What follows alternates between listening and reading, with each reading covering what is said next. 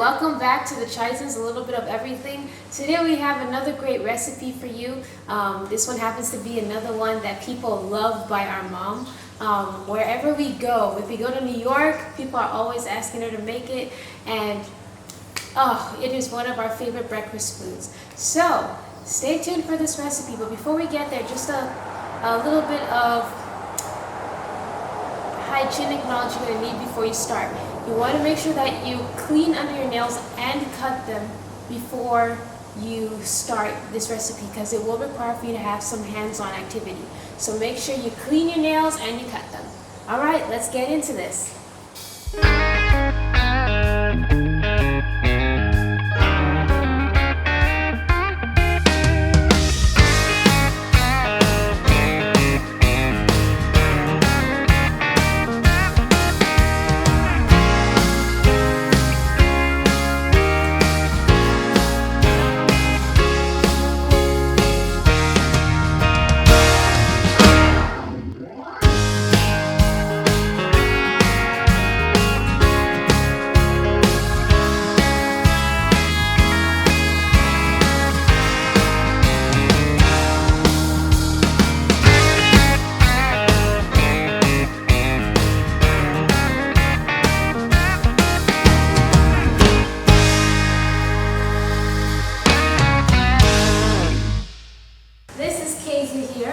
This is Carlena, as you've seen in our previous cooking episode, and this is our mom, Karen.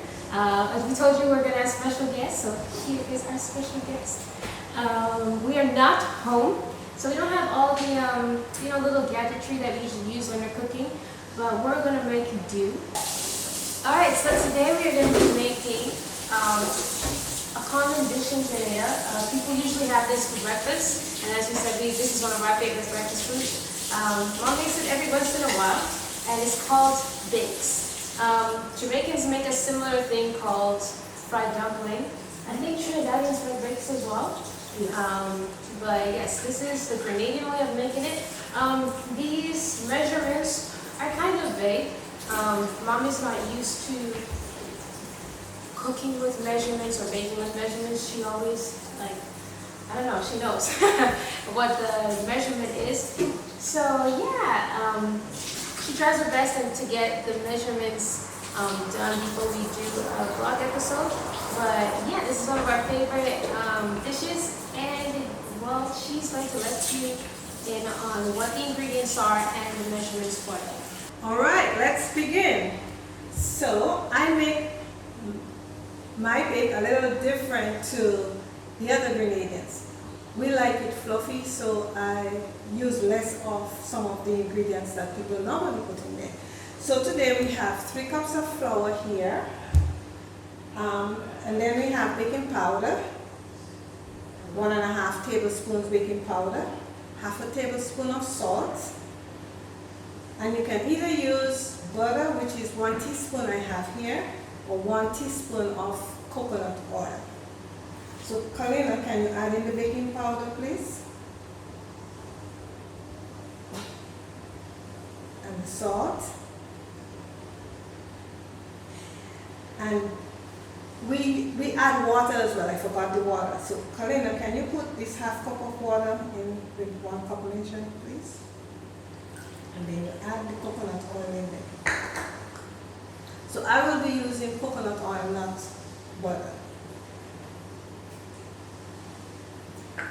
And I normally like to mix things with a spoon, not my hands. Only when it comes to the kneading, I get my hands in there. So I mix up the baking powder and the salt in here. And Carlena, you're going to put the water slowly in the middle like this.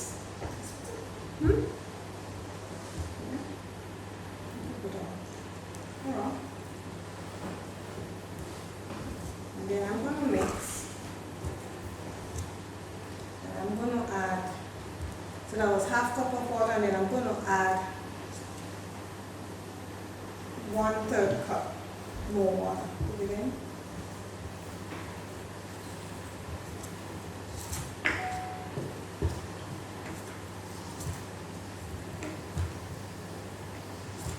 Okay, just to recap the ingredients, because I'm not a measuring person, because I've been cooking since I was a little girl, so it's easier for me to just pour in my hand, and it works out for me. So the ingredients: 3 cups flour, 1.5 tablespoons baking powder, half a tablespoon salt, and 1.25 cups water. And if you want it a little softer, you could add a little more water, but I don't like to feel it that sticky on my hands, so 1.25 cups of water. See in a little bit. We're gonna mix it.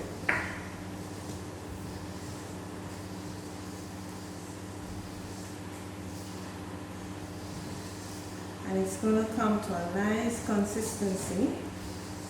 And then I'm gonna take this off the spoon. And I'm going to use my hand and mix it in to form a dough.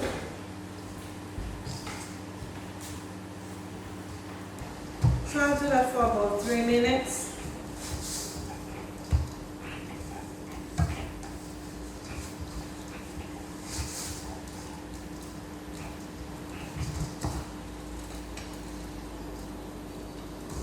And I'm going to let it sit there for a while and cover it up. Okay, so we'll let it sit for about 10 minutes, and then I'll come back, knead it a little bit, and let it sit again for about 5 minutes, and then I'll be ready to make them into little balls and then roll them out. Alright, so this is what it looks like. And now we're going to knead it a little bit, just a little bit.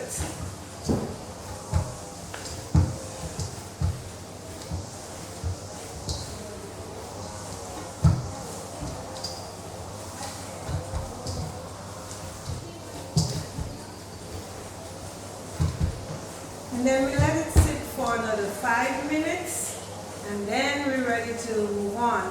Okay, we're back, and now we are going to roll it up. So we're gonna take it from the pan. Make sure your counter is nice and clean, and then you're gonna put just a little tip of flour. Roll it there. And then this is what I do to make life easy for me. I like just making maybe 2 or 3 little extra balls of dough, and then I roll it out a little bit. Some people like to pull the flour like this. I don't like my hands feeling sticky, so I use a knife and cut them into little balls, smaller balls. Now we form them into little balls like this. Put a little flour right here, so the little balls don't stick to the counter.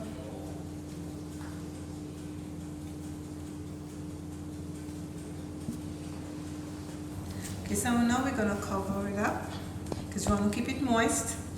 And then I'll be back in a short while to roll. Alright, so now we're ready to roll the small balls. So first one, go like this. So for you who want to, because for me, I can take a ball of dough and just make them into little flat circles. Some people may need to use the rolling pin and just roll, and that might be easier for them. So whichever method is easy for you, then you use it. For me, I grew up doing this, so sometimes it's faster doing that, or if Kalina is helping me, I will do that, and she'll be rolling with the rolling pin.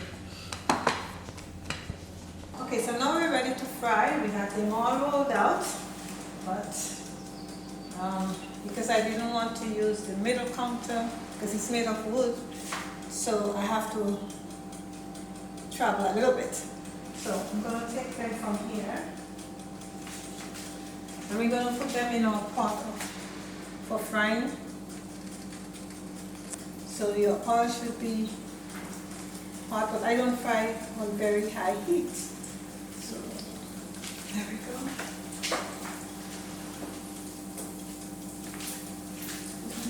Later, please.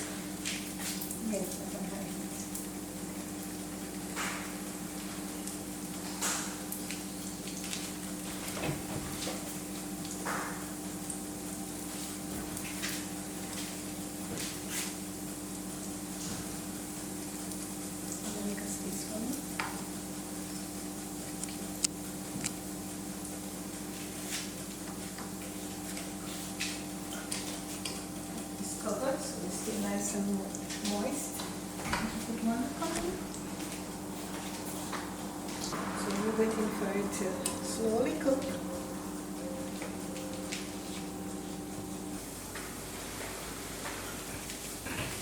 Okay, it's almost ready to turn onto the other, to flip over onto the other side. Not yet, almost.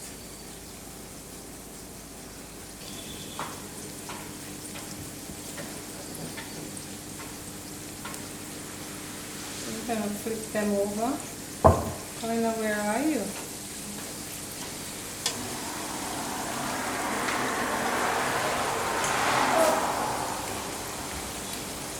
Okay, so now some of these are ready to come out. We're going to put them on the side like this, so they drain off some of the oil. This is not a dish you want to do too often because, you know, frying is not the best way of cooking, but once in a while you feel for it. Yeah? So now this one is ready, we're going to take him off. This one is ready, we're going to take him off. So I always have a pan with paper towel to absorb some of the grease, the oil from the bake. Put them in here.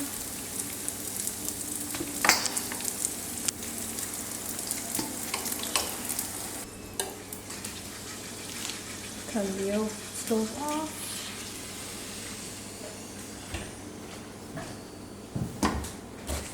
And here's the finished product.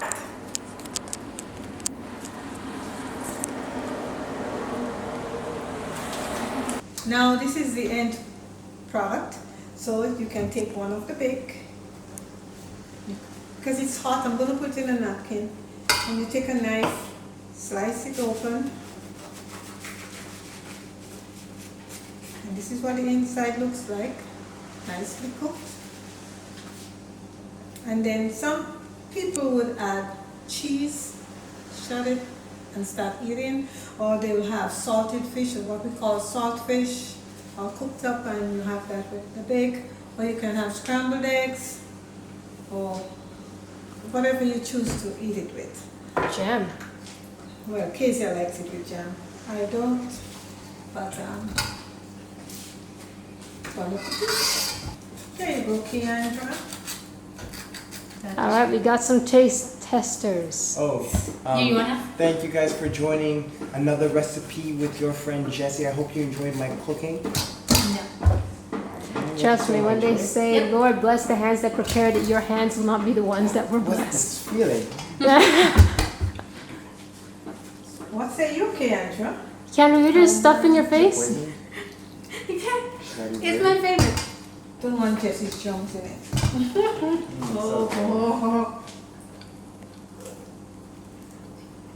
Like I don't want to stuff it in my face at the same I just time. want to let you know, I'm a great cook, guys. You know, you should try my cooking. I'm kidding. Carlena's over there stuffing her face. I'm tempted to show her, but she's got a lot of stuff around her. Oh wait, there's cheese. Carlena, how does it taste? Is that why you can't talk? And Kalina always have to have a cup of ginger tea. So there she goes.